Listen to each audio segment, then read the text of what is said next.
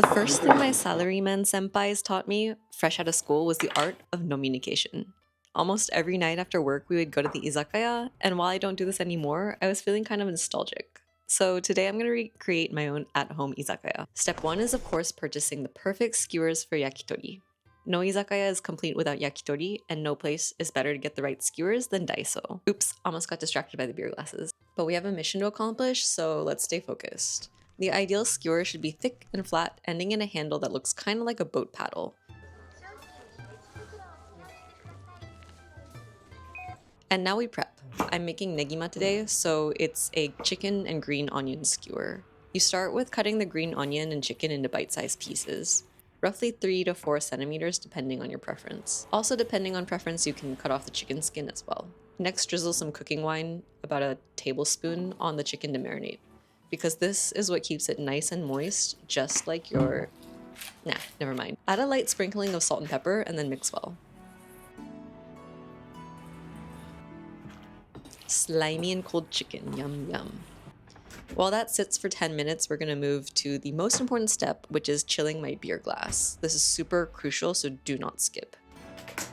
Next, moving on to the side dishes. Today I'm defrosting some edamame that's pre-cooked because this time of year it's really hard to get the fresh type, so I rely on the frozen edamame until the summer rolls around. Next, we are making kimchi hiyayakko. Hiyayakko is just silken tofu with toppings, and my favorite variation is kimchi with sesame oil.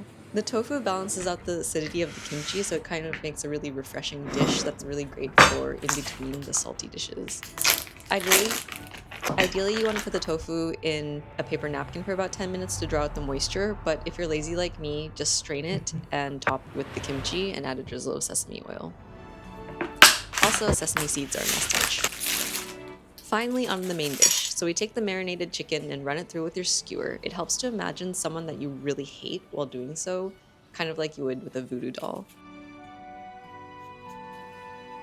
You alternate skewering the chicken and the negi until the skewer is full, and look how beautiful this turned out.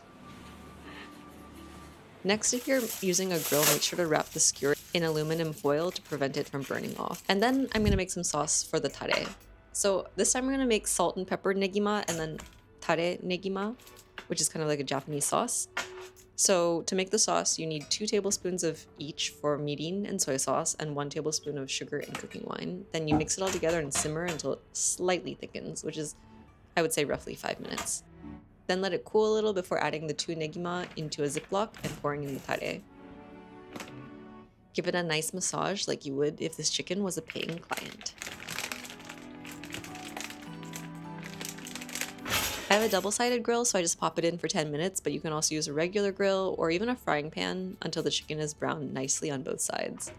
And now it's time to set up the izakaya. We have a private client today, and he booked the entire restaurant. Honestly, the things that rich people do. Ta-da! My first chochin, a Japanese lantern. This one says yakitori. It was surprisingly not cheap too. Today we're having my favorite Japanese pale ale called Yonayona.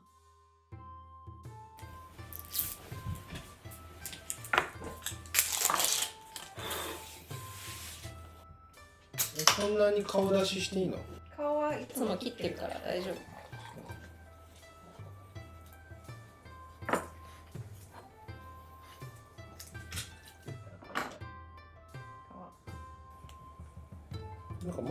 乾杯。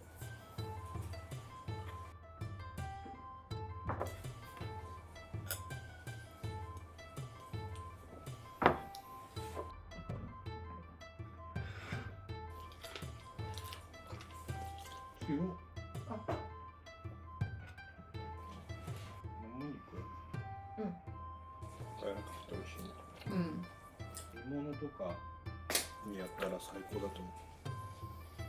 引き立て。さすがって。さてどっちが本物？